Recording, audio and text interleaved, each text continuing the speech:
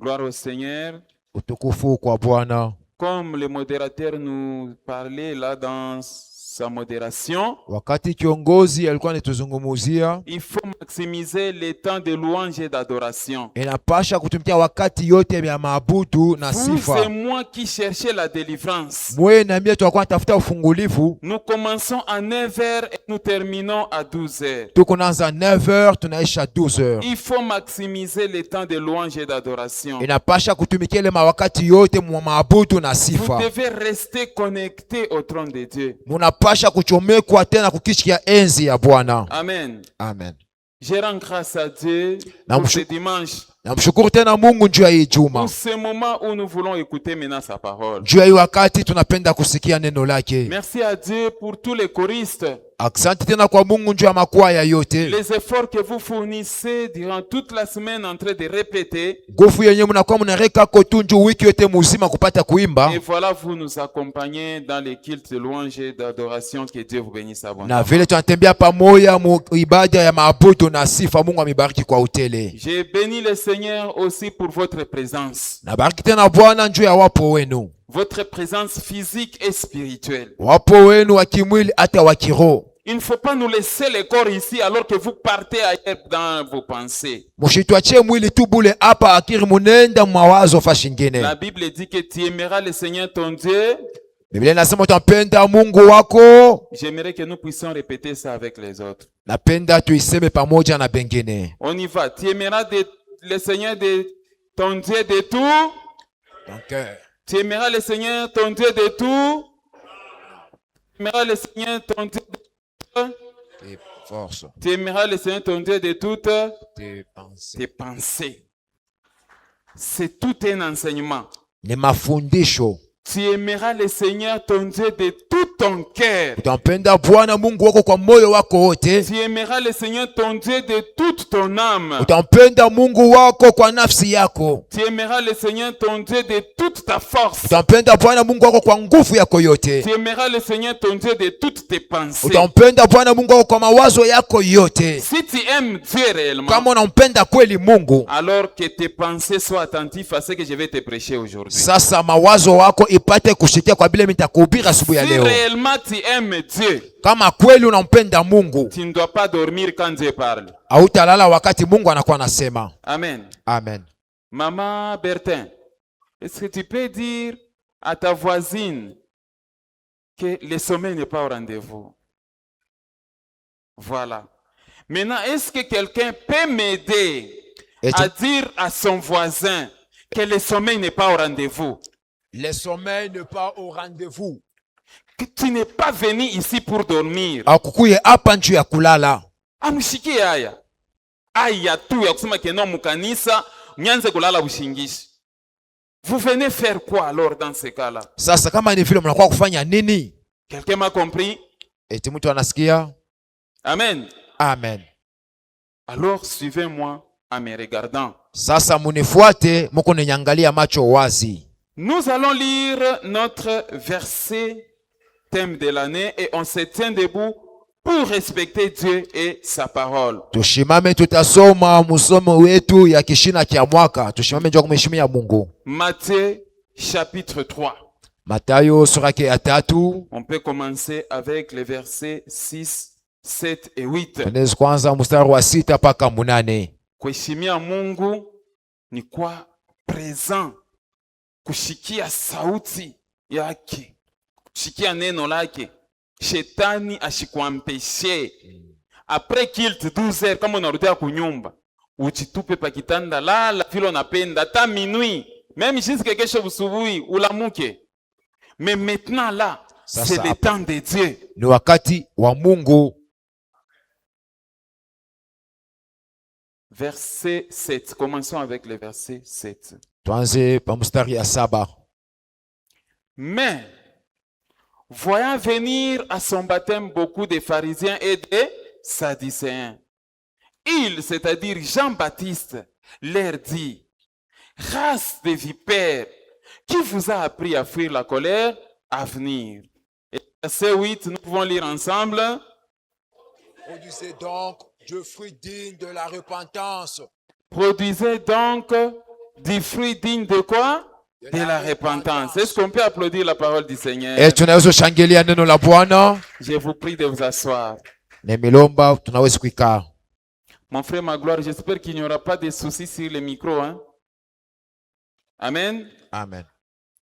Alors, regardez les thèmes avec lesquels je continue à partager avec vous. Angalia kishina kile mimi naendelea tena kugawanya pamoja nanyi. Les pharisiens et les sadducéens, Wafarisayo na wasandukayo, qualifiés de serpents, race de vipères, par Jean-Baptiste et par Jésus-Christ. Wanaitwa wanyoka, kizazi kia nyoka kupitia Yohana Mbatizaji na Yesu mwenyewe. Les pharisiens et les sadducéens, Wafarisayo na wasandukayo, qualifiés de serpents, wanaitwa kwa wanyoka, race de vipères, kizazi kia nyoka, par Jean-Baptiste kwa Yohana Mbatizaji et par Jésus-Christ. na kwa Yesu Kristo. C'est le thème que nous allons essayer de développer. Ndio kishina kile tutazungumzia, Je ne saurais pas le terminer aujourd'hui, lakini sitaweza kuisha leo, mais nous allons essayer de comprendre quelque chose, mes frères. lakini tutajikaza tuelewe kwa kitu kimoja, banduku. Amen. Amen. Oh, vous oubliez mon devoir. Amen. Amen.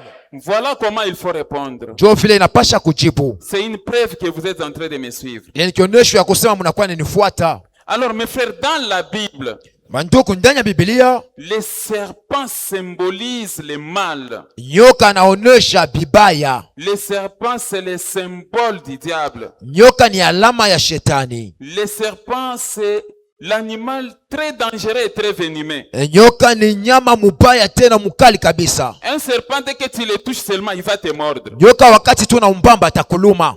Amen. Amen. Kama unapima tu kubamba nyoka atafanya nini?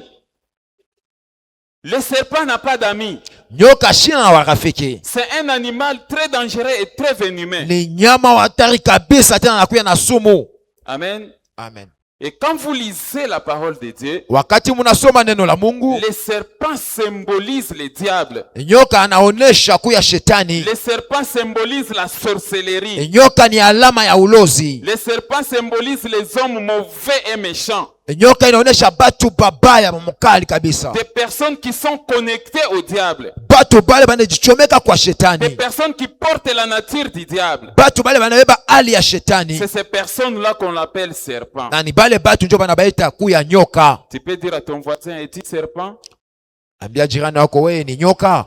Amen. Amen. Es-tu de la race du serpent? Wewe unakuwa mkizazi kia nyoka. Es-tu de la race de vipère? Wewe unakuwa mkizazi kia Le nyoka. serpent, dès que tu l'as piétiné, Nyoka wakati unamkanyanga directement tu reçois un coup. pale unapata ngumi. Ça t'a fait mal. Je m'excuse. Amen. Amen. Quelqu'un est en train de me suivre. Eti mtu anakuwa ananifuata. Le serpent, dès que tu as fait seulement comme ça, Nyoka wakati tunamgusa il hivi te remet un coup. pale ankulurishia ngumi.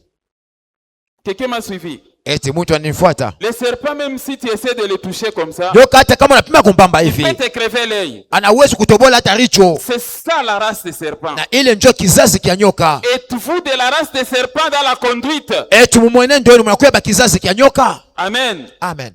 Est-ce que vous me suivez? Eti wananifuata. Il y a plusieurs personnes de la race des serpents dans Kuko cette vie. batu ba mingi ba mkizazi kia nyoka mwi dunia.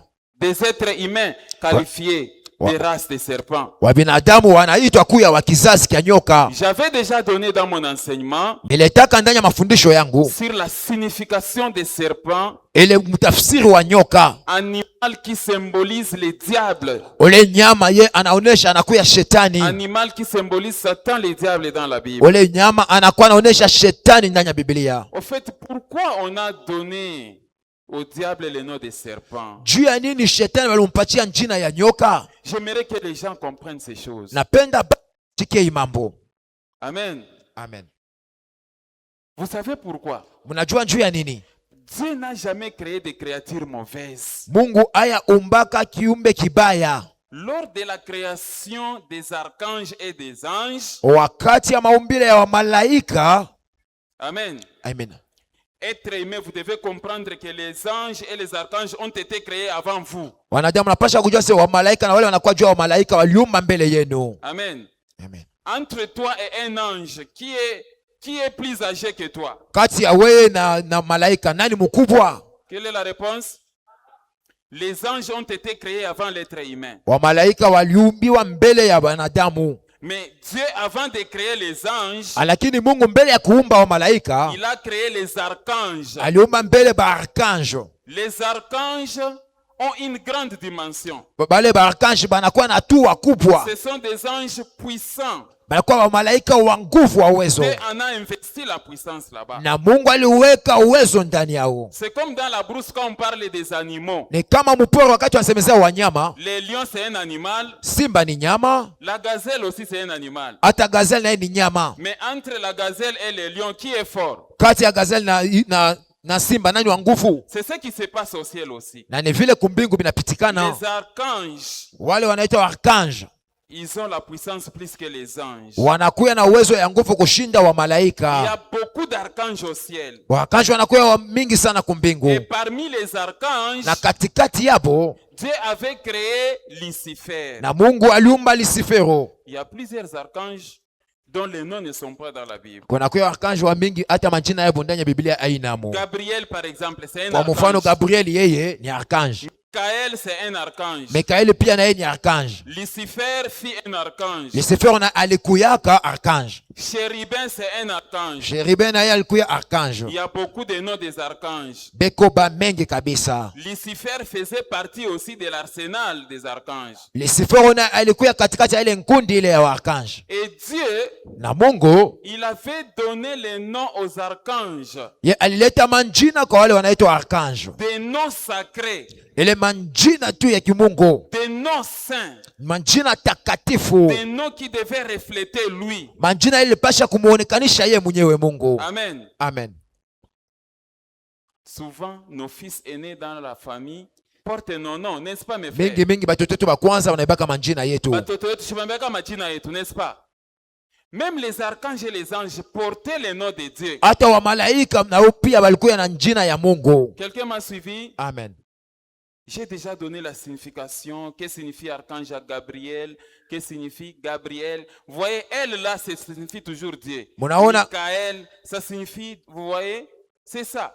La Elle- force de Dieu. Michael, nguvu ya Mungu. Michel, Gabriel. Gabrieli. Donc il y a les noms de Dieu là-bas. Muko njina ya Mungu ndani mule. Comme par exemple, quand vous entrez chez le papa Elias, Wakati munaenda kwa baba Eliaso, vous trouverez les fils nés c'est Mbangu ceci, utakuta mtoto wa kwanza c'est mbangu là, hivi, Mbangu c'est là. mbangu vile. Ainsi nous portons les noms de Dieu à nous. Na shie vile tunabeba njina ya Mungu ndani Alors nous yetu. qui sommes ici bas sur terre, Sasa shie tuko hapa chini ya nous jua, portons les noms de nos papas. tunakuwa na manjina ba baba Mais yetu. quand nous naissons de nouveau, Sasa wakati tunazaliwa Dieu kipya, nous donne un nouveau nom. Mungu atupatia njina ya sasa. Ainsi nous portons les noms de Dieu. Na vile tunabeba njina ya Mungu, Les royaumes des ténèbres, ulimwengu wa giza, ainsi que les anges qui sont là au na ciel, vile malaika wanakuya ils kumbingu, savent nos noms du ciel. wanajua majina yetu ya kumbingu. Dis à ton voisin que Dieu a déjà changé ton nom. Ambia jirani wako Mungu anesha kubadilisha njina yako. Dieu a déjà changé ton identité. Mungu anesha kubadilisha kitambulisho kyako. L'identité est connue déjà au ciel. Ile kitambulisho kinajulikana kumbingu. Même le diable, il connaît bien ton identité. Hata shetani anajua kweli kitambulisho Il yako. connaît bien ton nom. Anajua kweli njina yako. Oh, Hey. nous sommes nés de nouveau. She tunazaliwa Quand il kipya. y a naissance, Wakati kunakuwa il faut kuzaliwa, mkwe jina. kuna pasha kuya jina. Bana mupanga nani? Amen. Amen. Le jour où vous avez été baptisé, Wakati wa kubatiziwa, Dieu a scellé au ciel un nouveau nom. Mungu kumpingu analeta njina mpya. Et c'est un nom qui porte sa nature. Na ile njina inabeba hali Vous yake. connaîtrez ce nom-là Mtajua ile njina au dernier jour. siku ya mwisho. Amen. Amen. C'est pourquoi toutes les réclamations de la sorcellerie sur vos noms et ni les sans effet. Jo, kwa maana misemo ya mubaya ya ulozi pa majina yenu haina na uwezo. Quelqu'un m'a suivi? Amen. Même si les ténèbres vous réclament comment, Hata kama giza inakuwa imetafuta namna il faut gani, toujours dire que je porte un nom nouveau. wewe sema nakuya na njina ya mpya. Quelqu'un m'a suivi? Amen. Ta tante répondant au nom, vous vous appelez comment, Maman Ruth? Hein? Ndimi. Ndimi. Sanga jakula na bebaka asha anekalaka na njina Ndimi. Au kama ni baba au kama ni mzazi yako, kama yona kureklame. Il faut toujours dire que Mungu asha kunipatia jina ya sasa. Amen. Amen. Amen. Alors, parmi les archanges, kati ya archange Dieu avait donné à un archange le nom de Lucifer. Mungu alitaka jina ya archange wa kusema Lucifero. Amen. Amen. Lucifer, ça signifie quoi, mes frères? Lucifero ni kusema nini wanduku? Quelle est la signification du nom de Lucifer? Ni maana gani ya jina ya Lucifero? Lucifer, Lucifero il est composé de deux mots. anakuya na majina mabipande mbili. Étymologiquement, le nom Lucifer, il y a Lux ou encore Lucis qui signifie lumière. Unakuya Lucis inasema kuya nuru. Et Fere ou Pharaon qui signifie porter. Fero inasema mwenye anabeba. Donc Lucifer signifie Ni kusema Lucifero porteur de quoi? mwenye anakuya, mwenye anabeba nuru. Munioneshe ske le jina iko mubaya. Porteur de lumière. Mwenye anakuwa na nuru. Lucifer signifie celui qui apporte la lumière. Lucifero anasema ule mwenye anakuwa analeta nuru. C'est celui qui donne la clarté. Ule analeta mwangaza. Voilà la mission que Dieu avait donnée à Lucifer au ciel. Ona kazi ile Mungu alimpatia Lucifero kumbingu. Tu dois commencer à porter la lumière. Yeye ataanza kuleta nuru. Lucifer, c'était le président du département de culte et musique au ciel. Lucifero yeye alikuwa mkubwa wa ile kikosi ya mimbo na maabudu Il était kumbingu. le chargé de louange et d'adoration. Yeye alikuwa mkubwa wa maabudu na sifa Il kumbingu. était le président des chantres au ciel. Yeye alikuwa mkubwa wa waimbaji kumbingu. Et Dieu lui avait donné un nom saint. Na Mungu alimpatia jina takatifu. Dis à ton voisin, Lucifer, c'est un nom saint. Ambia jirani wako Lucifero ni jina takatifu. Ça signifie ange de lumière. Anasema malaika wa nuru. Je vous ai dit la fois passée, c'est de Lucifer est venu certains prénoms comme Luc, Luka, Lucas, Lucien, Lucien, Lucie, Lucie, Laki, Laki ainsi de suite. na vile nafuatana. Tous ces noms ici signifient porteur de lumière. Ile manjina yote nakuwa nasema tu mwenye analeta nuru. Est-ce que le frère Luc est là? Eti nduku Luka eko hapa. Le frère Luc est là. Nduku Luka Il n'est pas là. Ah, il est à l'Ekodim. eko kuekodima. Luc signifie celui qui apporte la lumière. Luka ni ule anakuwa analeta nuru. C'est du nom Lucifer est sorti Luc, Lucien, Lucas, Luca, Laki, Lucie. Donc tous ces noms ici signifient lumière. Nikusema ile inasemezea tu nuru. Bon, je vous pose la question. Nemiuliza. Lucifer a une bonne signification ou bien une mauvaise signification? Bonne signification. Pourquoi dans nos familles, nos enfants ne s'appellent pas Lucifer? Jani wa bizazi yetu watoto wetu abanana majina Lucifero. Lucifer signifie celui qui porte la lumière. Lucifero ni mwenye ule anakuwa analeta nuru. Lucifer, c'est le nom qui reflète la gloire de Dieu, la sagesse de Dieu et la puissance de Dieu. Lucifero ni ile jina anakuwa anaonyesha hekima tena ufamu wa Mungu, utukufu wake. Lucis signifie lumière. Lucis ni kusema nuru. Quand vous sillonnez le monde entier dans les églises, Wakati unatembea ulimwengu yote ndani ya makanisa, vous connaissez un pasteur qui porte le prénom de Lucifer? eti mnajua kutu pastor anakuwa na jina Lucifero. Vous connaissez un enfant dans une famille qui a un prénom de Lucifer? Mnajua hata mtoto mkizazi mwa banamuita Lucifero. Vous savez pourquoi? Mnajua njua nini? Parce que c'est un nom qui est attaché à Satan le diable aujourd'hui. Juu ni jina namkumbatia shetani leo. En soi, Lucifer a une bonne signification. Wenye tu mkusema jina Lucifero inakuwa na matafsiri Mais mzuri. les gens ont peur de donner ce nom-là aux gens. Lakini watu wanakuwa na boka ya kukabula hiyo ile jina On trouve kubatu. des pasteurs Mardochée, Takuta ba Mordekai ba pastori, prophète Jérémie, nabii Yeremia, apôtre Samson, mtume Samsoni, pasteur Daniel, pastori Danieli, Ézéchiel, Ezekieli, Aaron, Haruni, Jacques, Yakobo, Pierre, Petro, Boanerges, Boanerges. ainsi de suite. Mais Lucifer, on l'échappe. Lakini kwa Lucifero tunaepuka ile On ne jina. peut pas prendre ce nom-là bien qu'il a une bonne signification. Hata kama inakuwa na maana mzuri tunaiongopa kuibeba. Vous savez pourquoi? Mnajua njuu ya nini? Parce qu'il s'était très mal comporté au ciel. Juu yeye aliishi mubaya kumbingu. Quelqu'un m'a suivi? Amen. L'unique péché de Lucifer, Ile tu zambi tu moya ya c'est de Lucifero vouloir détrôner Dieu. ni kupenda kuikala pakiti kia enzi kia Il Mungu. était là au ciel, Yeye alikuwa kule kumbingu, il regardait les étoiles au-dessus de lui. anaangalia manyota mbele juu yake. Amen. Amen. La Bible dit que les cieux des cieux appartiennent à qui? Biblia inasema mbingu ya mbingu yote inakuwa ni ya nani? Les gens ne sont pas connectés. Watu hawana hapa. Les cieux des cieux appartiennent à qui? À l'Éternel. Les cieux des cieux appartiennent à qui? À l'Éternel. Inakuwa ni Alors, qui milele. est celui-là qui peut oser jusqu'à arriver au cieux des cieux? Nani yule anaweza kupima kufika kule kumbingu juu ya mbingu? Les archanges et les anges sont limités. Wamalaika wanakuwa na mpaka kule Ils kumbingu. sont limités à une certaine hauteur. Kupitia urefu mwa fulani wanakuwa na mpaka. Et le Père très haut, Kule juu kabisa. le Dieu tout puissant, Mungu wa uwezo. c'est-à-dire vous montez encore, Nukusema unapanda vous tena. regardez les étoiles, Unaangalia manyota. au-dessus des étoiles, Juu ya il y a manyota encore d'autres étoiles, kunakuwa tena manyota ingine. au-dessus des cieux, Juu ya il y a mawingu encore des cieux, kuna kuya tena mawingu na mawingu. la hauteur est infinie. Haina na mwisho. Quelqu'un me suit? Amen. Non, non, Lucifer un jour, Siku moja Lucifero il se décide pour dire, yana mpango wa kusema je vais monter aussi. mimi nitapanda Je vais mbingu, placer mon trône taweka enzi yangu au-dessus des étoiles de Dieu. juu ya manyota ya Et Mungu. l'Éternel voyait ça dans son Na cœur. wa milele alikuwa anaiona ile ndani ya moyo wa Lucifero. Amen. Amen. Faites attention avec la rébellion contre Dieu. Keba hange na utombozi mbele ya Mungu. Parce que Dieu à la seconde voit ce qui se passe dans nos cœurs. Mungu tu kwa wakati kidogo anaona yote yapitikana ndani ya mamoyo yetu. Si les archanges et les anges sont sondés, Kama wa malaika na arkanji, lakini Mungu aliweza kuangalia yote yalikuwa à combien yapitikana. plus forte raison un être humain? Sasa mara ngapi kwa mtu, kwa binadamu? Rien n'est caché devant Dieu. Hakuna kile kinafuchama mbele ya Mungu. Rien n'est caché devant lui. Hakuna kile kinafuchama mbele yake. Monsieur Lambio, vous dormez. Ayez faim. Dis à ton voisin, ayez faim et soif. Ambia Écoutez la jirani, parole. kuwa na kiu na njaa ya neno.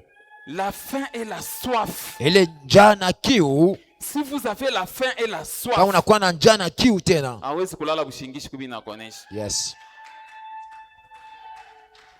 Kama unampendaka Mungu, tu ne peux pas dormir.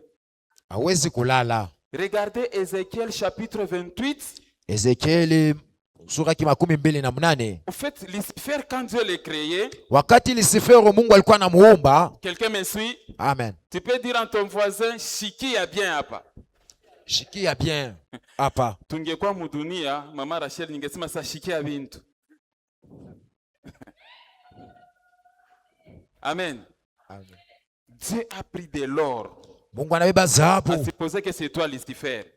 Kama vile ni wewe Lucifero. Dis, je prends hii mkono anaifanya inakuwa or, anabeba kichwa kinakuwa diamant, manto, emerald, ainsi de suite. Na vile Ule mtu nafuata. wa vile kama natokelea mtamona je? Amen. Amen. Lucifer était admirable aussi. Lucifero alikuwa Pas seulement balipita pa lui. kumbingu, hapana paka yeye. Mais même l'archange Gabriel, même Hata l'archange Gabriel, Michael, hata Mikaeli, beaucoup de créations de Dieu au ciel que nous ne voyons pas avec nos yeux physiques viumbe mingi sont admirables. vinafurahisha. Parce que Dieu les a créés dans une perfection de lui-même. Mungu alifanya donc alifanya mkamilifu wa yeye mwenyewe. Quelqu'un m'a suivi? Amen. Ézéchiel. Ezekieli, Fils de l'homme. mwana wa mtu, Il faut aimer, j'aimerais vous faire comprendre les Écritures. napenda kupeleka mwelewe miandiko. Quelqu'un voit le passage? Amen. Que dit la Bible? Biblia inasema nini? Fils de l'homme, prononce une complainte sur le roi de Tyr. Tu lui diras, ainsi parle le Seigneur l'Éternel. Tu mettais les sceaux à la perfection. Tu étais plein de sagesse et puis parfait en quoi? En beauté. Il s'agit de Lucifer. Yule inakuwa ni Lucifero. Amen. Amen. C'est-à-dire Dieu a créé les êtres parfaits comment? En beauté. Mungu aliumba biumbe mukamilifu mu urembo. C'est la même chose avec toi. Na vile vile ndio pamoja na wewe. Dès que tu prends ta beauté, elle devient sujet d'orgueil. Wakati unabeba urembo wako inakuwa kishina cha kiburi. La Bible dit que l'orgueil précède quoi? Biblia inasema kiburi inatangulia nini? Kushindwa. Munyache, ni buzuri bwangu. Munyache, ni maisha yangu. Faites attention. Keba ange. Amen. Amen. Lucifer a commencé à mettre de l'orgueil dans sa beauté. Lucifero muurembo wake anaweka mwana kiburi. Mets-moi le passage, mon frère. Tu étais plein de sagesse, Ulikuya na parfait en beauté. ulikuya murembo. C'est-à-dire, miaka ilipita ya mingi sana, Lucifer obéissait à Dieu. Lucifero alikuwa na Il mutii était à son Mungu. poste. Alikuwa pa fasi yake ya kazi. Il jouait réellement son rôle. Alikuwa anafanya kazi yake vizuri. Quand l'orgueil a commencé, en Arabie Shabiote, regardez le verset 13. Le verset 13, regardez. Tu étais en Éden, le jardin de Dieu. Ulikuya mu Edeni mule mashamba ya Mungu. Tu peux dire à ton voisin qu'il y a des jardins au ciel. Kuna kuya mashamba kumbingu. Non, non, quelqu'un ne dit pas à ton voisin. Peut-être vous dormez. Tu peux dire à ton voisin qu'il y a des jardins au ciel. Des jardins au ciel. Quand Jésus dit, chez mon père, il y a beaucoup d'habitations. Kama Yesu anasema kwa baba yangu kuna kuya makao mengi. Kama kunaonyesha samaki asema chini ya bulongo, kuku manyumba, maetage manini. Est-ce que samaki peut comprendre quelque chose?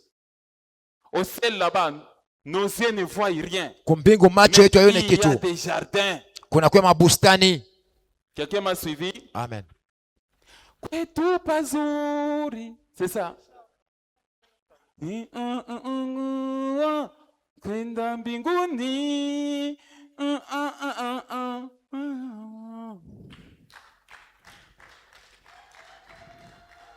Kule juu mbinguni. Nouvelle Jérusalem. Jerusalem sio mboka ya sika. Yes. Oh, atuyayonaka na mancho yetu meshiku tutayona. Utaregrete njua nini ranza kufanyaka nzambi. Yes. Parce que ce sont des cités, des merveilles cités, là où Dieu est le seul architecte et le constructeur. Pale ni mupande fasi ile Mungu yeye mwenyewe ndio anajenga. Yes. Amen. Amen. Alors Dieu a déjà placé chaque archange dans son palais. Mungu anesha kuweka kila arkange mufasi yake, On est nyumba en train yake. de parler à Lucifer. Beko anamwambia Lucifero, Que tu étais en Éden, le jardin de Dieu. wewe ulikuwa kwa Edeni kule kubustani ya Mungu. Tu peux lire avec moi le verset qui continue là, la phrase. Tu étais couvert de toute espèce de pierres précieuses. On commence à citer. De quoi? Des sardoines, des topazes, des diamants, des chrysolites, d'onyx, des jaspes, des saphirs, des scarboucles, des mérodes et d'or. Voilà pourquoi l'Éternel l'avait nommé Lucifer. Jo pale Mungu alimuita Lucifero. Alors, comme il était chargé de musique, Fidèle. regardez le verset suivant, et plutôt la phrase suivante, il dit quoi? Tes tambourins et tes flûtes étaient à ton service, préparés pour le jour où tu fus créé. Voilà ce qui était Saléette. Na ile njo ilikuwa ile balikuwa napanga kama mavazi yake. Dieu l'avait appelé Lucifer. Jo vile Mungu alimuita Lucifero. Alors, quand il est né, Wakati anazarikwa, quand Dieu le crée, wakati Mungu anamuumba, Dieu lui montre les tambourins. Mungu anamwambia Dieu vinanda, lui montre la musique. Mungu anamwambia Voilà, nyimbo. c'est toi qui vas chanter pour moi. Ona wewe utanimbia hii Voilà le nyimbo. rôle que tu vas jouer au ciel. Ona kazi ile utafanya kwa Voilà ce mbingu. que tu feras ici au ciel. Ona ile utafanya huko mbingu. Amen. Amen. Dieu a donné à chaque archange un rôle. Mungu alipatia arkanji kila C'est la arkanji même kazi chose yake. avec toi, mon frère, ma sœur. Yes. Pendant que tu es dans cette église, Wakati umui kanisa, Dieu t'a donné un rôle. Mungu alikupatia kazi Il moya. faut jouer ce rôle-là. Inapasha kufanya ile kazi. Amen. Amen. Vous devez rester en place. Munapasha kuikala bafasi yenu. Toi qui chantes, continue à chanter. Wewe unakuwa naimba, endelea Toi qui kuimba. prêches, continue à Wewe prêcher. endelea kuhubiri, endelea. Ne te décourage pas. Hapana Il y a kujivunjika. un poste que Dieu t'a donné. Kuko ile kazi Mungu Tu alikupatia. continues à jouer ce rôle-là. Endelea kufanya ile kazi. Amen. Amen. Regardez le verset suivant. Angalia miandiko yenye nafuata. Tu étais un chérubin protecteur, aux ailes déployées. Je t'avais placé et tu étais sur la sainte montagne de Dieu. Tu marchais au milieu des pierres étincelantes. Hata mwenye bima cheo yote basha kupatia kule kumbingu. Unatafuta kumplace mwenyewe la kupatia kayo. Haina roho mbaya hii. Amen. Dis à ton voisin, ne te comporte pas comme Lucifer. Ambia jirani wako hapana kuishi kama shetani. Regardez le verset suivant. Tu as été intègre dans tes voies depuis le jour où tu fus créé jusqu'à celui où l'iniquité a été trouvée chez toi. Lucifer, ulianzaka tout bien. Tu avais bien commencé. Des siècles et des siècles là au ciel. Tu servais Dieu. Mais comment expliquer que tu as mal fini? Sasa ni kusema unaisha mbaya juu ya nini? Dieu t'avait créé parfait en beauté. Mungu alikufanya wewe uleneana murembo. Dieu avait mis des pierres précieuses. Mungu aliweka majiwe ya bei. Depuis le jour où on t'avait mis au monde par Dieu. Kwanza ile siku Mungu alikuzaa hapa. Depuis le jour où Dieu t'a créé. Wakati ile Mungu alikuumba. Tu étais intègre. Wewe ulikuwa mkamilifu. Pendant des siècles et des siècles, Lucifer était intègre au ciel. Lucifer yeye alikuwa mkamilifu kumbingu. Lakini siku moja il a commencé à mettre du désordre. Yanaanza kuleta fujo kumbingu. Regardez le verset suivant. Ona miandiko inafuata. Par la grandeur de ton commerce, tu as rempli de violence et tu as péché. Je te précipite de la montagne de Dieu. Et je te fais disparaître, chérubin protecteur du milieu des pierres étincelantes. Vous voyez ça? Amen. Regardez le verset suivant, 17. Ton cœur s'est élevé à cause de quoi? À cause de ta beauté. Tu as corrompu ta sagesse par ton éclat. Je te jette par terre. Je te livre en spectacle au roi. Là, c'est Dieu qui prend sa décision. Pale ni Mungu amba mpango wake. Wewe Lucifero. Unasabu kule nilikutosha we. Mimi ndio nilikuumba. Yes. Ni mie. Mimi nakupatia ma émeraude, ma escarboucle. Mimi nakufanyia vitu ça. Maintenant là ta beauté commence à te troubler. Ton cœur s'est élevé à cause de ta beauté. Tu as corrompu la sagesse. Yes. Moi, je t'avais créé avec la sagesse pour me servir, pour la gloire de mon nom. Yes. Unaanza kucheza huko mbingu. Maintenant là, je te jette par terre, je te livre en spectacle. Nakutupa chini. Jeune fille, jeune femme. Vous me suivez bien? Binti, mama. Nakapa bien mouchoir. Niko mzuri, hein? Et quand tu es à côté de ton mari, viens un peu. Na kama uko kumpembeni ya mume wako. Usinicheze. Banaume bananifuataka malgré shakunyowaka. Angara tu uzuri wangu. Ona sema pa mimi natokaka nje banifanyaka tax.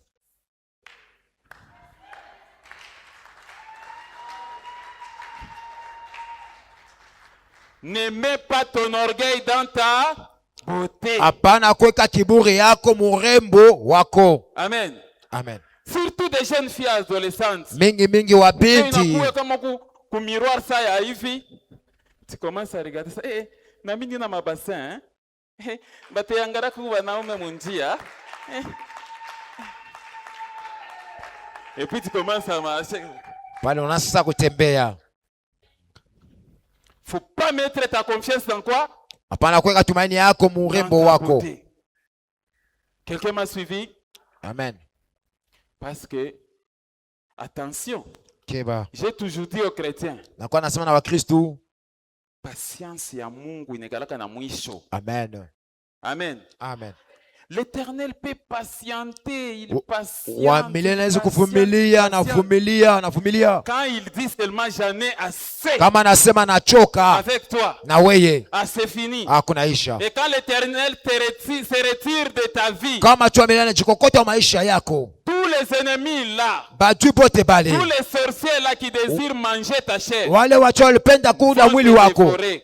pale Chunga watakukula. présence ya Mungu maisha yako, mon frère. Amen. Amen. Amen. Tu peux dire à ton voisin, tu peux te tenir debout, dire à deux personnes, Ambia watu chunga wawili, présence yako ya Mungu maisha yako. chunga presence ya Mungu maisha yako.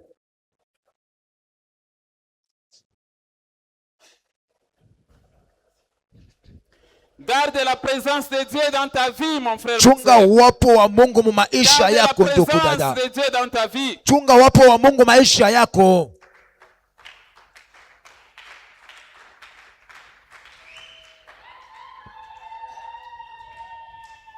Regardez le verset suivant. Angalia tena ile mstari nafuata.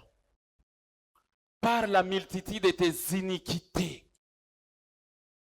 Donc, à un certain moment, Wakati mwa hivi Lucifer a commencé à mal se comporter au ciel. Lucifer alianza kuishi sa mubaya kumbingu. On lui a reproché, arrête de faire ce que tu fais là. Wanamwambia acha kufanya bila kunafaa pale. Non, lui il ne veut pas écouter. Yashipende kusikia. Ça a pris du temps. Ilibeba wakati fulani. Alors Dieu s'est décidé de le chasser Sasa du ciel. Mungu akamwamba mpango wa kumfukuza kumbingu. Regardez le verset 19.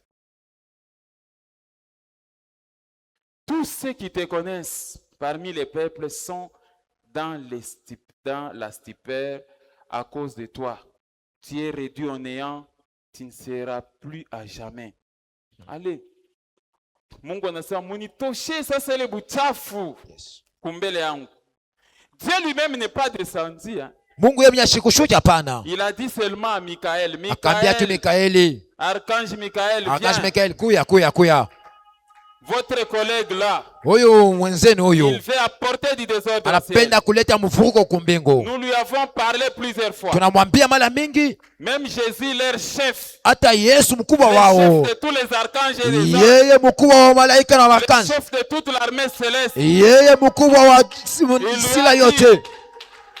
Lucifer, fais attention avec ce que tu fais. Lucifer bangi na bila Tu ne peux kunafanya. pas t'attaquer au Créateur. Wewe hawezi Tu ne kumshambulia wa pourras pas milele. arriver là où il est. Hautaweza kufika pale eko. Puisque tu ne veux pas comprendre. Vile upende kusikia, On donne à l'archange Michael. banamwambia Archange Mikaeli, On lui donne seulement une épée. banamupatia tu mpanga. Allez, chasse-moi ces gens-là. Unifukuzie huyu moto. Et l'archange Michael s'en va Mikaeli kasimama pour chasser les démons, les Satan Lucifer. kufukuza shetani Lucifero. J'aimerais compléter ce que je suis en train de dire Napenda kuongeza yenye nakuwa nasema en lisant Esaïe. mkusoma Isaya. Esaïe chapitre 14 verset 11 à 15. Isaya sura ya 14 mstari wa 11. C'est ça la vérité. Na hii ndio ukweli. Amen. Amina. C'est pourquoi la Bible dit que ne soyez pas comme les diables, parce que le diable a péché dès le commencement. Biblia inasema ushukue kama shetani, ndio shetani aliumba alitenda dhambi tangu mwanzo. Quelqu'un peut lire avec moi? Tu peux lire? Ta magnificence. Vous voyez la magnificence qu'on a vue en Ézéchiel? Munaona ile urembo tuliona Émeraude, or, diamant, escarboucle, et tout ça ainsi de suite. Yes. Ta magnificence est descendue dans le séjour des morts. Ile urembo wako na vyote vya Avec les vizuri. sons de tes hits. Na ile mama kelele ya mavinanda yako. Les instruments qui étaient à la disposition de Lucifer. Ile vinanda vilikuwa kwa mikono ya Lucifero. Alors il était question quand il est chassé. Wakati anafukuzwa. Yes. Moi l'Éternel, je vais créer bingine vya sasa. Umba vya sasa. Et à sa place, na pafasi yake quelqu'un d'autre a pris sa place. Mwingine anabeba yo.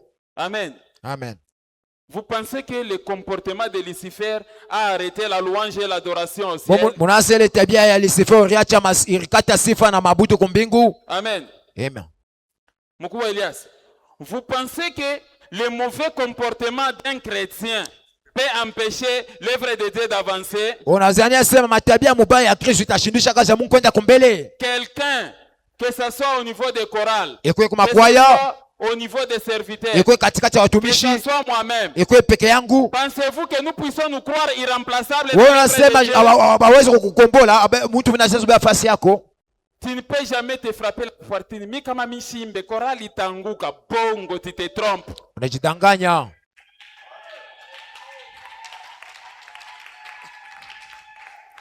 Tu ne peux pas dire que non, voilà. hawezi kusema C'est ona moi le berger ici. ni mimi hapa Kama mimi sina kiongozi. kazi ya Mungu haitendeka, c'est faux. Je me trompe moi-même.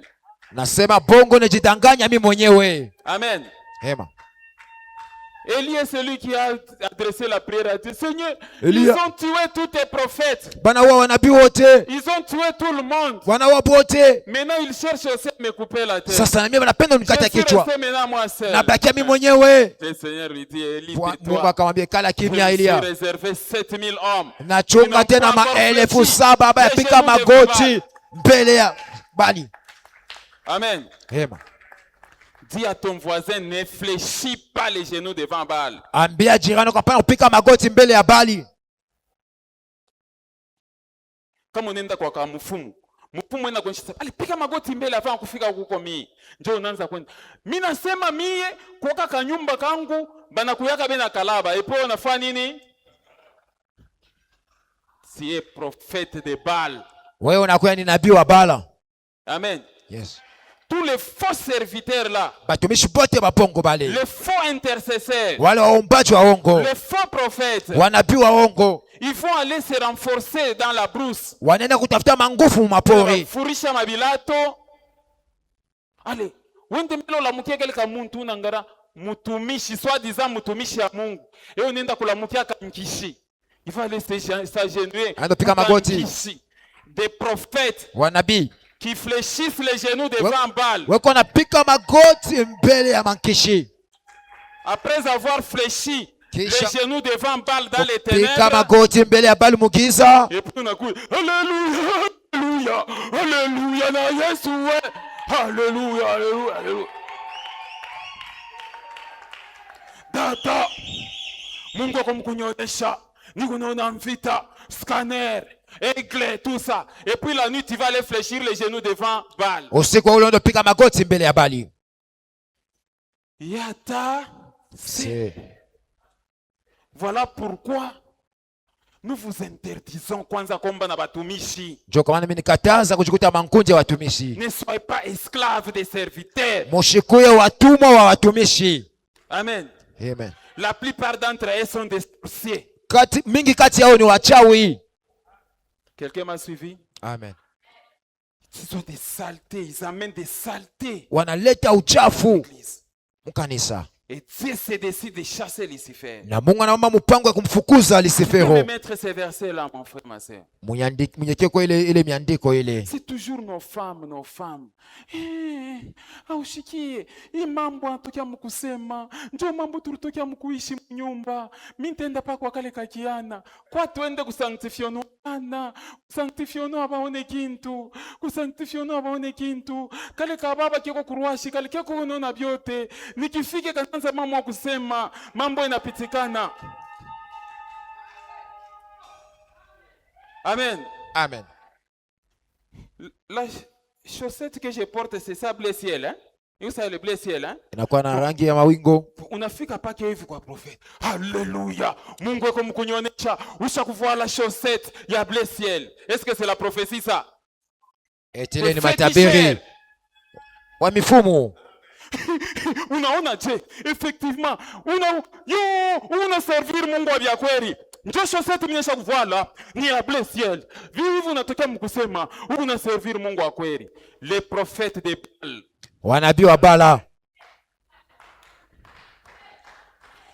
Que la parole de Dieu vous impressionne et que les prophéties ne vous impressionnent pas. Lakini neno la Mungu imikokote mafikira pana matabiri. Mifumu nayo nekalaka yo na la kusha. Yes. Amen. Revenons à Lucifer.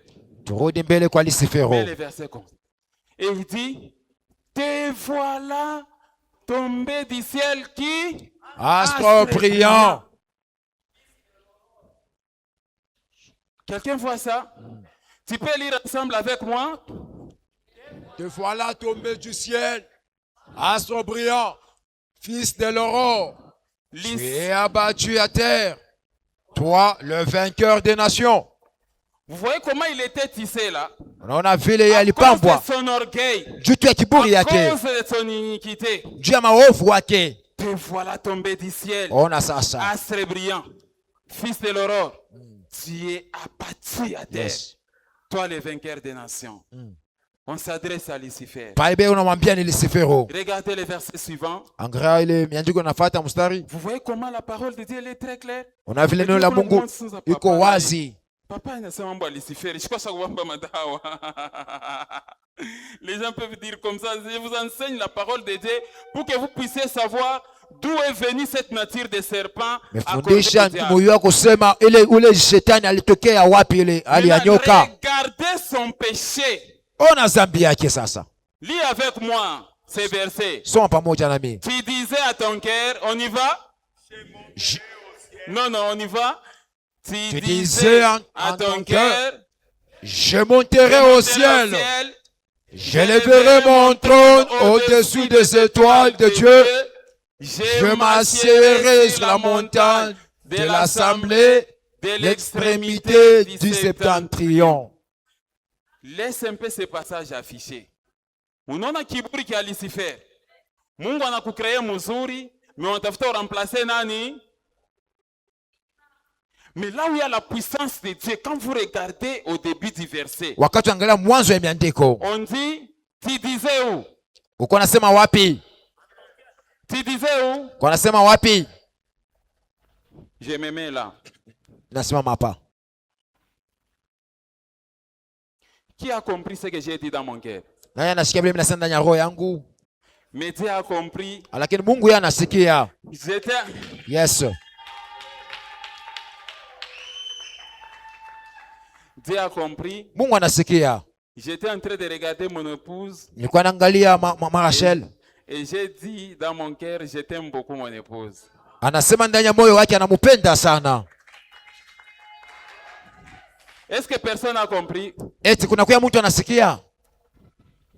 Je me mets encore ici. Nasimama tena hapa. Ce que j'ai dit. Eti kuna sikia mtu anasikia vile mimi nasema? J'ai dit à mon cœur que Rudi, tu m'énerves, je vais te gifler. Nasema moyo wangu wewe Rudi unanipatia kisha nitakupika mapi. Vous n'avez pas compris, n'est-ce pas? Moya muelewe. Mais est-ce que Dieu a compris? Eti Mungu anasikia? Donc tous les murmures de vos cœurs, ile manunguniko yote ndani ya moyo wenu, l'Éternel entend ça. Wa milele anakuwa anaisikia. Les soucis de vos cœurs, ile mawazo ya Mungu yenu, tout ce que vous avez comme souci, comme problème, yote unakuwa nayo kama mamambo, l'Éternel entend. Wa milele anasikia. Quand ton cœur prononce quelque chose, wakati moyo wako unasema kitu fulani, l'Éternel entend à haute Wa voix. milele anasikia tena kwa nguvu. Rien n'est caché devant Dieu. Hakuna kile kinafuchama mbele ya Mungu. Voilà pourquoi moi je désire penser. Unajua kwa maana mimi napenda tu kuwaza Des pensées qui constituent mes prières vis-à-vis de Dieu. mawazo ile nakuya maombi yangu mbele ya Mungu. Je voulais parler à quelqu'un. Napenda kusema na mtu. Il arrive des fois, kunafika wakati fulani tu te soucies de quelque chose et tu vois la chose venir. unawaza kitu fulani, unakiona kile kitu kinafika. Ah, Mungu wangu, quand est-ce que na mimi nitakoyaka kwa bayer? Yes. Shunwakia unasema. Et tu as cité mukungunika kwa tu as cité qui? Mukungunika unamtia nani? Tu as cité Dieu, n'est-ce pas? Unamtia Mungu. C'est que tu viens d'engager Dieu dans ce que tu as dit. Vile unakuwa unamweka Mungu mbele, unakuwa unasema. Ah, Mungu wangu. Quand est-ce que na mimi nitabeba kwa mtoto kumikono? Yes. Bon, quand tu dis comme ça, wakati unasema vile, tu t'es adressé à qui? Sasa unasema na nani? C'est ça, non? Ni vile. Tu t'adresses à Dieu. Unamwambia Mungu. Mungu wangu. Donc si maisha tutu ni paka mangaiko Mungu wangu. Na shi tutacheka kwa shukani. Tu es en train de t'adresser à qui? Uko naambia nani? À Dieu. Mungu. Quelqu'un m'a suivi. Amen. Voilà pourquoi. Ndio kwa maana j'aimerais que ce dimanche, napenda hii juma hii, que vos soucis se transforment en solution. Lakini mauzuni yenu ipate kwa majibu.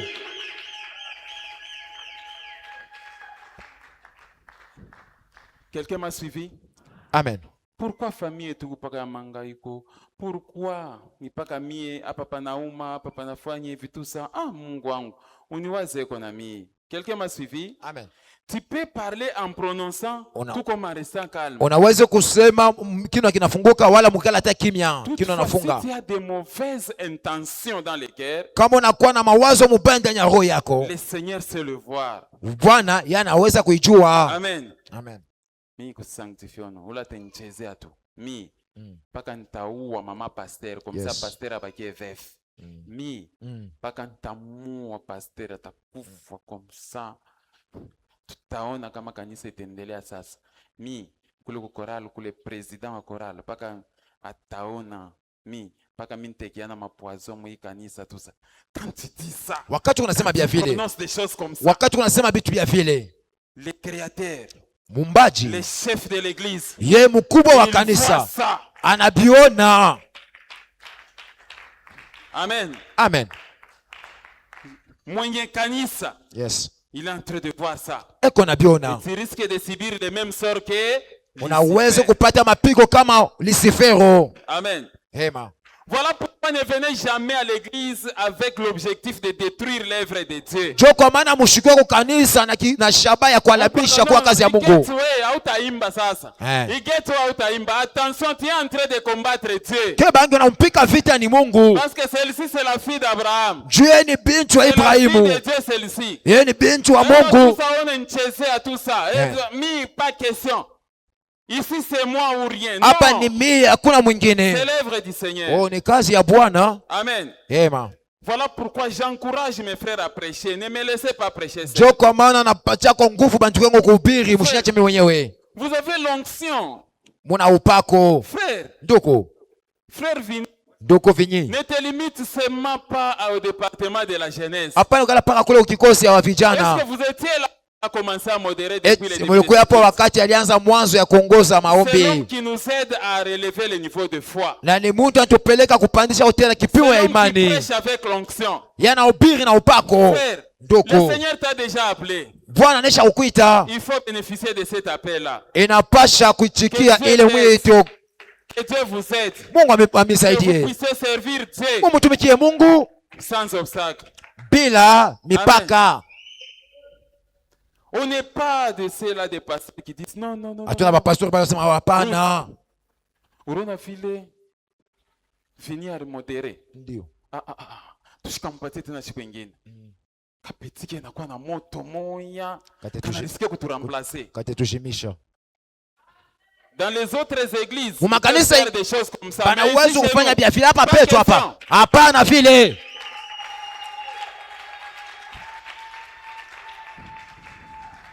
Amen. Amen.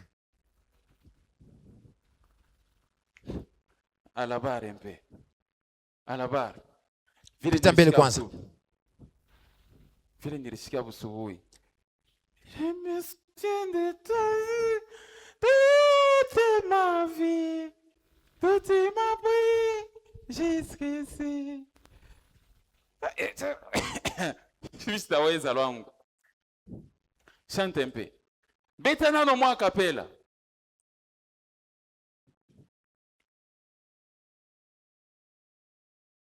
Ezako kanga.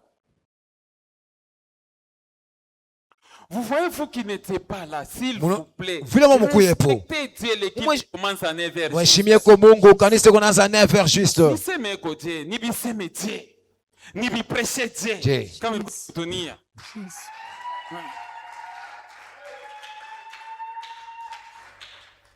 Kesho njoo kupeleka watoto wenu kwa masomo 7h30. Mtawapeleka 10h. Donc Mungu njoo nkambwenu da Mireille. Da Mireille ma sœur du sang. Munono le ndugu wangu anafika paka 10h30 hapa. Nikione tu kantiki universelle una répéter mintona ma sœur du sang entrer à 10h30. Njoo sasa kujipangiaka. Or l'équipe commence à quelle heure? Ibada kunaanza sakani 9h juste mes frères. 9h juste. Mungu. Tumheshimie kwa Mungu, tumpatie kwa Mungu taa yake. Yes. Elise. Kazi kwetu inaanzaka 8h juste. Kwenda kupointe. Parce que kifike 8h06 bananza kukata mafranga. Tutamikole demande d'explication. Kumasomo 7h30 batafunga barrière. Non, Mungu njonka mbwetu. Tulale mbele, tulale kusingishi. Kiltisha kwanzaka 9h juste. 10h30, 11h. Adoration tunafunga. Ile saa adoration inaisha hivi 11h pa. Mbali walikuwa nje wanafanya nini? Wanaingia. Ya tase Mungu ni nkambo yenu. Le culte commence à quelle heure? À 9h juste. Discipline dans les choses de Dieu, mes frères. Yes. Et la bénédiction en dépend. Baraka yetu inatokea kuile. Applaudissez alors très fort le Seigneur. Tushangilie nguvu Bwana.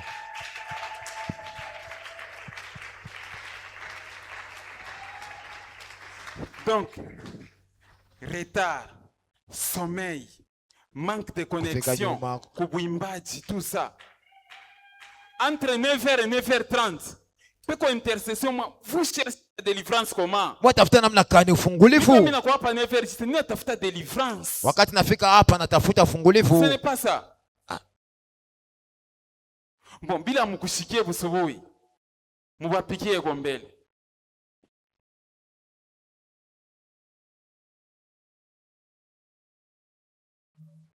Mubapikie.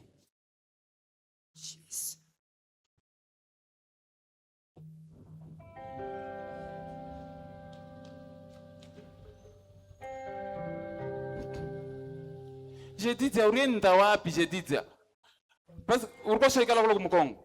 parce que vous les permanenciers là, en même temps chambre c'est à 0 mètre de l'église, un frère disait utangari efikumbe kamuntu ke kwa sabre la kanisa fois nini Masholala.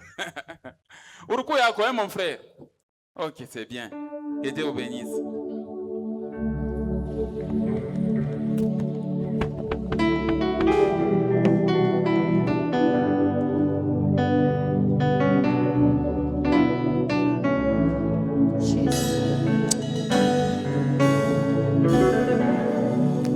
S'il faut que je te dise un mot au-delà de tous mes mots, je te dirai, oh je t'aime, Shiloh. S'il faut que je te dise un mot au-delà de tous mes mots, je te dirai, oh je t'aime, Shiloh. Mon âme te dit. Calmez-la.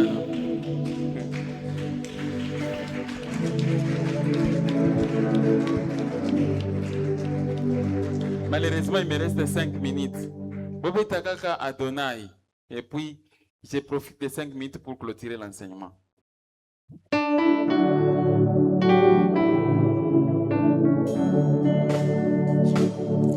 Adonai.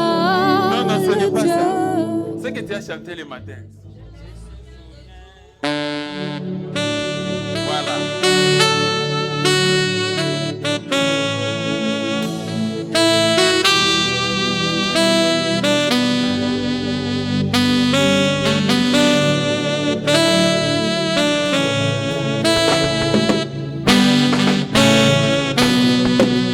Je me souviens de tout dans ma vie, d'où tu m'as pris jusqu'ici.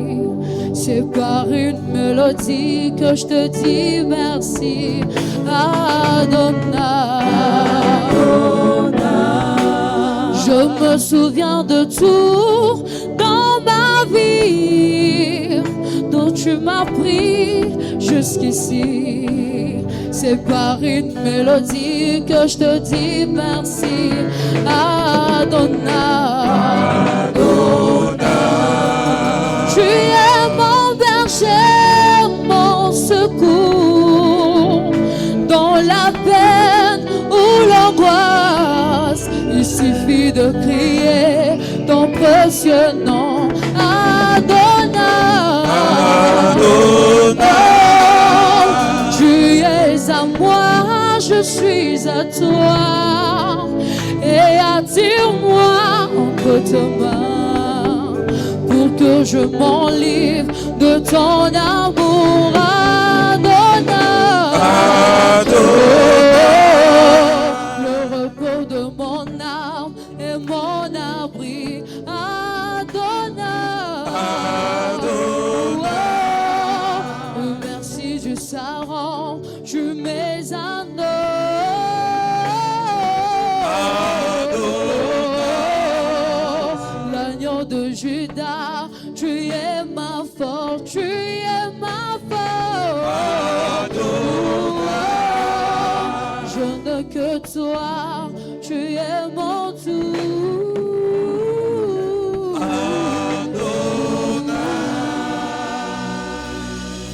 Calmez entraînement.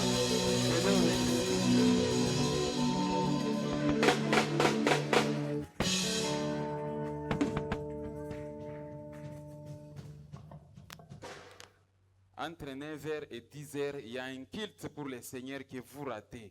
9h mpaka 10h kunakuwa ibada ya milele ile Mungu nakosa. Je voulais m'en aller à la conclusion de l'enseignement. Napenda kumaliza mafundisho ya leo. On était à quel verset, mon frère? Ésaïe 14.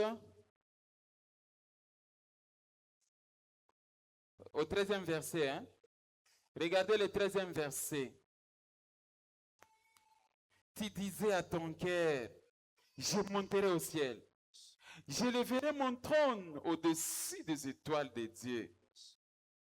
Je m'assierai sur la montagne de l'assemblée de l'extrémité de septentrion. Mawazo ya bubumbafu isifera na beba. Verset suivant.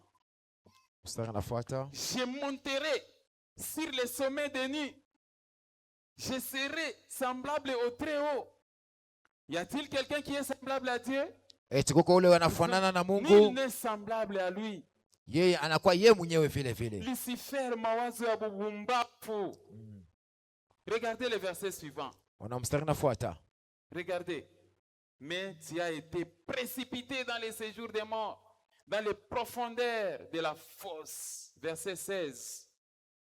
Verset 16. Astre brillant. Bon, tu peux t'arrêter là, mon frère. Alors, ce que je vous ai expliqué, c'est en Apocalypse. On peut aller directement en Apocalypse chapitre 12. Le verset 7. Le verset 7. Apocalypse 12, verset 7.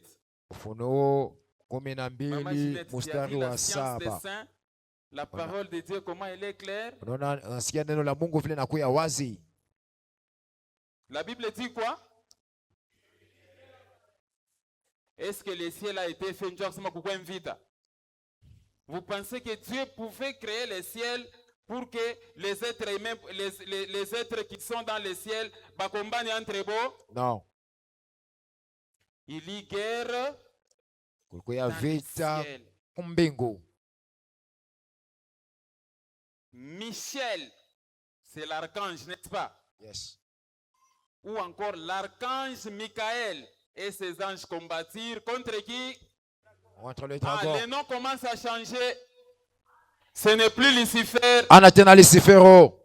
Quelqu'un a vu ça? Amen. Le nom a changé. Jina inabadilika. Mungu abamcheze yake.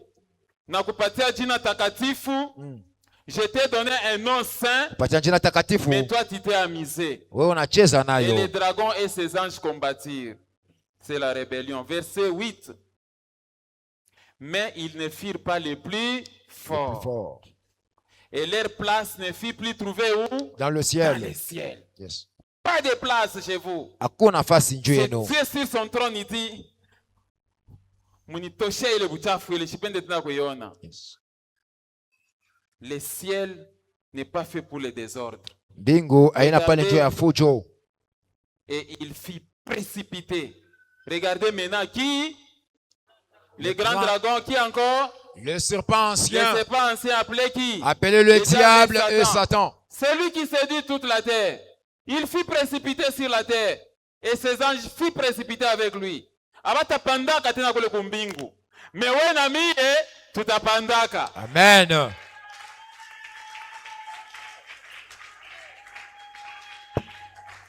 Vous savez pourquoi le diable vous combat? Il connaît bien la beauté qui est là au ciel. Anajua urembo vizuri binakuwa kule kumbengo. Angara batoto njo batendaka kule ku jardin d'Eden.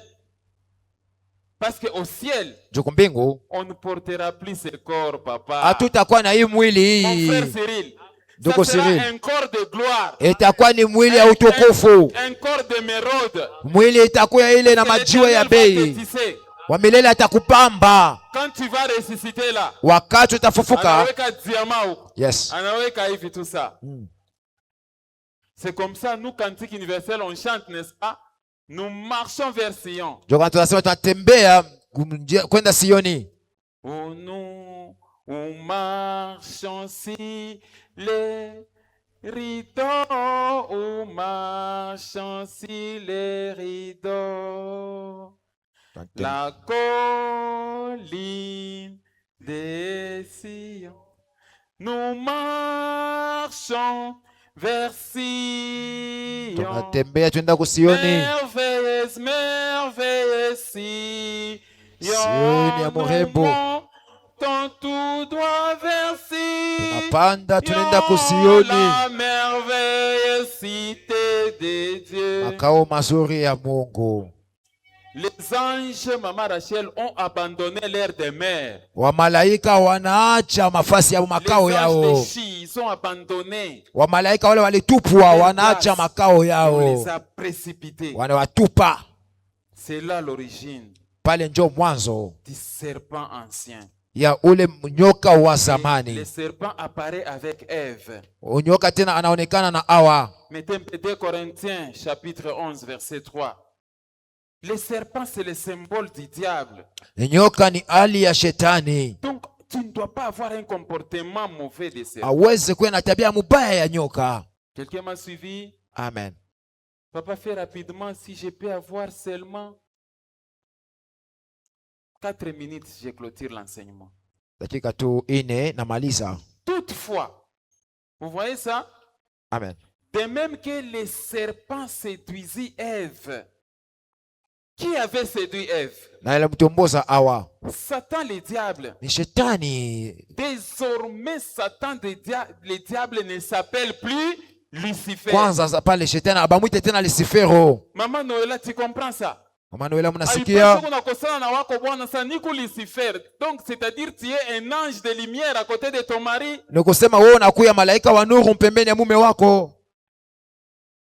Si vous voulez vous glorifier dans les mauvaises choses, Kama penda faut pas kujitukuza. dire que vous êtes Lucifer. Lucifer, c'est un nom saint. Kama fio jitukuza mbibaya pana usema Lucifero. Wewe sema tu wewe ni shetani. Ujitape sema ça uko shetani. Uko shetani, uko diable. Hapana kujitapa bu Lucifer. Ndio. Lucifer signifie celui qui apporte la lumière dans son foyer. Lucifero ndio analeta nuru mundoa yake. C'est comme ça qu'il y a des mamans Lucie. Ndio kuna kwa mama Lucie. Le frère Luc. Wanduku Luka. La sœur Lucie. Dada Lucie. Les frères Liquin. Les frères Lucien. Le frère les Lucien. frères Lucas. Ndugu Lucas. Lucie signifie celui qui apporte la lumière. Lucien ni kusema ule analeta nuru. Lucien, ça signifie celui qui apporte la lumière. Lucien ule analeta nuru. Il ne faudrait pas que tu te comportes très mal, que ne joue avec moi, je suis Lucifer. Hapana kusema ushicheze na mimi ni Lucifero. Son identité a déjà changé. Kitambulisho yake inaisha kubadilika. Dieu a récupéré le nom saint. Mungu anakubeba ile jina Il a takatifu. récupéré ça. Anaibeba. Amen.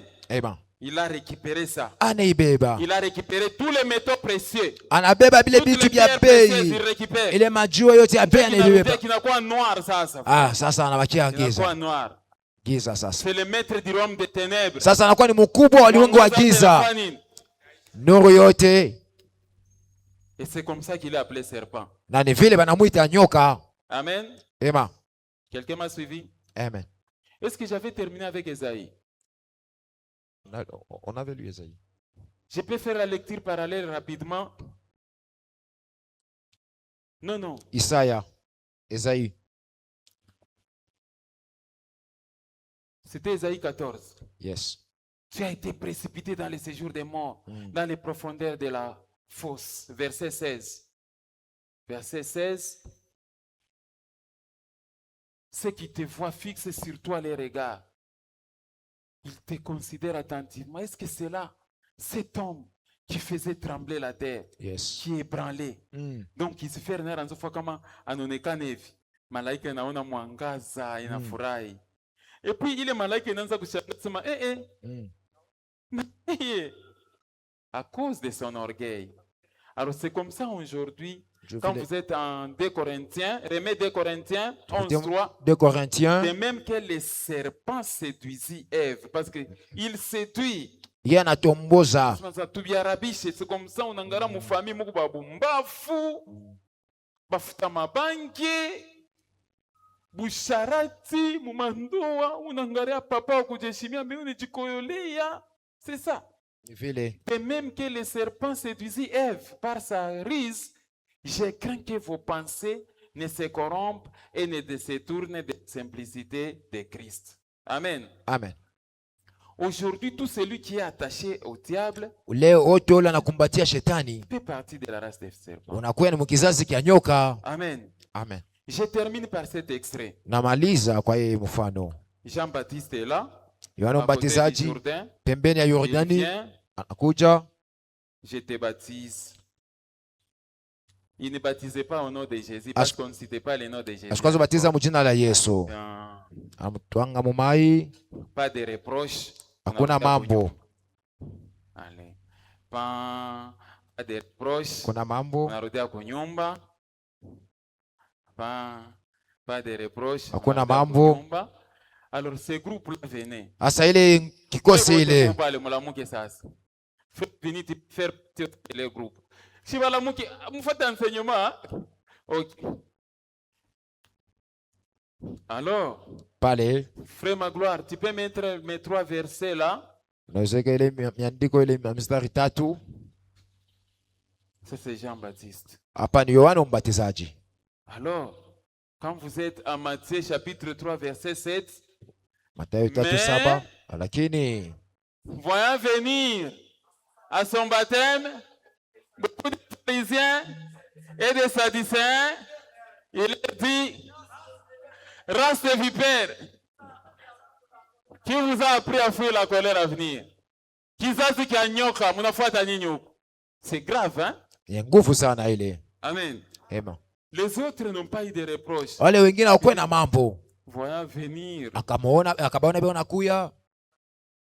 Les pharisiens, Wafarisayo, fou, mweye de la race des serpents, mwe ba kizazi ya nyoka, fou de la race des serpents, mwe ba kizazi ya nyoka, qui vous a appris nani mifundisha fuir la colère à venir? ya kukimbia kasirani kuna kuja. Problème du salut, hapa ni mambo ya wokovu, problème céleste, ni mambo ya mbingu hapa. Vous avez choisi les camps, mwe mnachakula kambi vous avez yenu, choisi les camps de Satan, mnachakula kambi ya qui shetani. vous amène ici. Sasa nini imeleta hapa? Alors, s'il faut que je vous baptise, Sasa kama inapasha mnibatize, mwachane na kizazi kia nyoka. yes, C'est ça, non? ndio.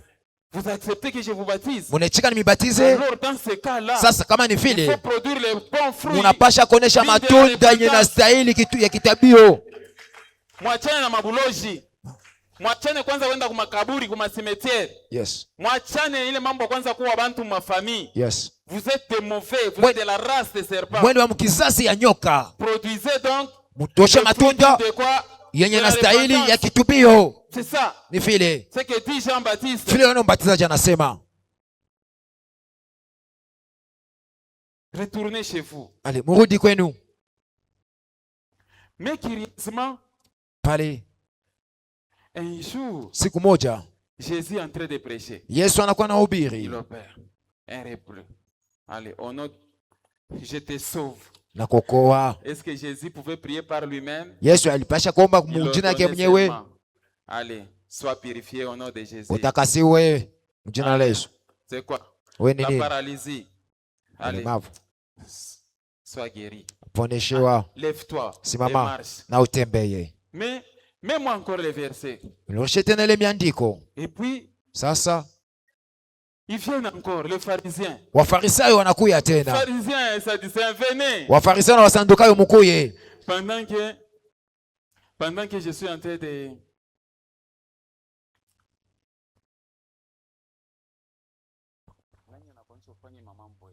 Comment ça me menacer, non?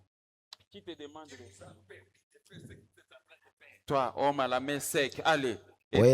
Mkono ukauka, alinyosha mkono yako. Va en glorifiant le Seigneur. Wende kumtukuze Mungu. Allez toi. Na weye. Lete, allez. Fanya manche naona, allez. Vula linette. Allez. Hapa njope panauma, allez. Oh, que Dieu nous donne cette onction. Mungu atupatie ile upako. Mungu tenda, Mungu tenda. Seigneur agit. Mungu tenda. Na shi tuanze kufanya kwa miujiza hivi. Yes. Alors la femme courbée. Sasa ule mke yule alikuwa mwenye kunjama. Ule mke mwenye kunjama mkongo. Mama imekuja bashimiza mama Rachel anafanya sambla.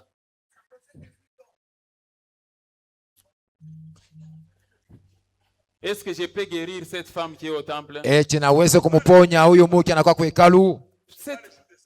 Huyu mtoto wa Abrahamu huyu. Ça fait 18 ans iko paka hivi. Les démons basha kumukurbe nani mifupa. Mimi siwezi kumuponesha. Pas question. Allez, mujina la shikesa mujina la. Allez, nyoloka. Nyoloka tembea.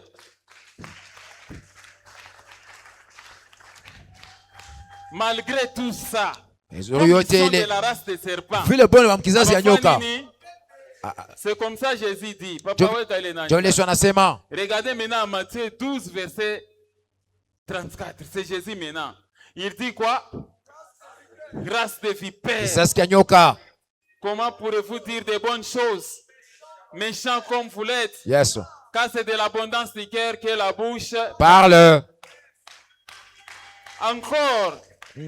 Toujours Jésus. Tena Yesu. Il dit en Matthieu 23 verset 33. Il vous dit, vous mweye serpent nyoka race de vipères, kizazi ya comment nyoka, échapperez-vous ndio au mnepuka châtiment de la gêne? mapiko yenu ya Gehenna. Amen. Ema. Donc ni kizazi kya nini? Kya nyoka. Muna prêcher, acha madawa, meye madawa iko paka shitacha. Acha kuprofetize na kulochi sema saa shitacha. Shitacha. Acha kwenda kutuba profeti twa bongo bongo tu sa tunakulisha mai, tunakulisha mayani, tunafanya shitafanya nini? Shitacha.